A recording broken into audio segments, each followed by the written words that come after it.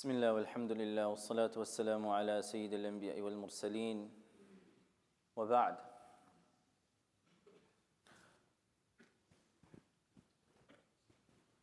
Once Nabi sallallahu alayhi wasallam gave some advice to Anas radiyallahu ta'ala an, which he later imparted to his students. What was this advice? It's important to get some context before I share the advice.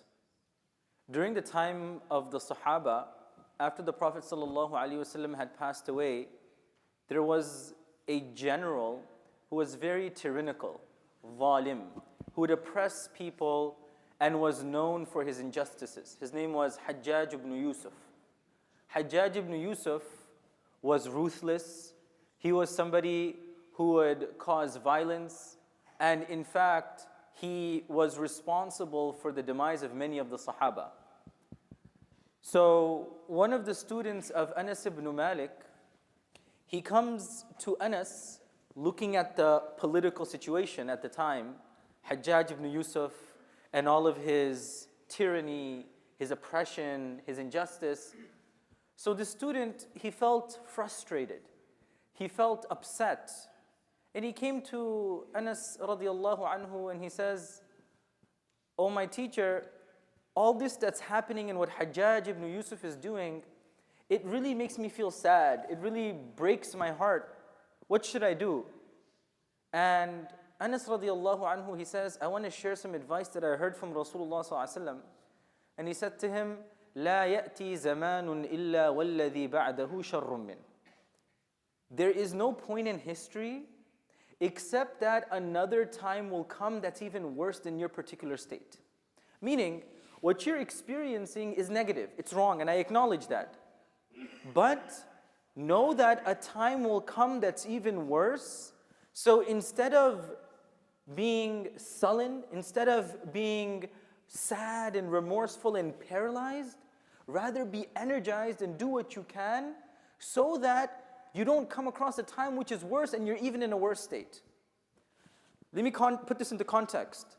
There's a general whose name was Hajjaj ibn Yusuf. He is responsible for the death of so many Sahaba, so many wars, so much wrong. Sa'id ibn Jubair, the famous tabi'i, his life was taken at the hands of Hajjaj ibn Yusuf, among many other people who used to speak about this tyrant under the time of the Umayyads. So they felt sad. Great people are being taken, so much violence, so much inappropriateness. Should I just stay quiet? Should I just feel sad? Should I not do anything? Anas radiallahu anhu, he's telling him, look, don't get involved in all of this, but don't feel paralyzed. Don't be so depressed, don't be so down that you're not praying your salah, you're not reading your Quran, you don't feel energized. Rather, use that grief and channel it in your connection with Allah subhanahu wa ta'ala, because if you are defeated right now, لا يأتي زمان إلا والذي بعده شر من. In 1 decade, in 2 decades, you're young. When 2 decades later things get even worse, what's going to be your situation then? So the main advice here is the turning of the tide. Some days things are good, some days things are bad, some days people are being oppressed, some days people are getting their justice.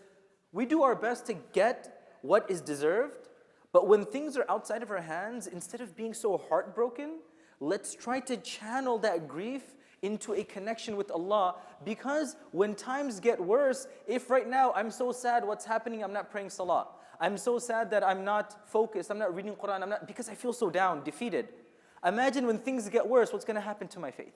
So the advice here is, let's never allow external factors to affect the way I connect with Allah subhanahu wa ta'ala, whether the tides of politics, whether the tides of media, whether the tides of the world change and alter, my connection with Allah will always remain stable. May Allah subhanahu wa ta'ala grant us all istiqama and stability. Ameen ya Rabbal Alameen. Jazakumullahu khairan. Wassalamu alaikum wa rahmatullahi wa barakatuh.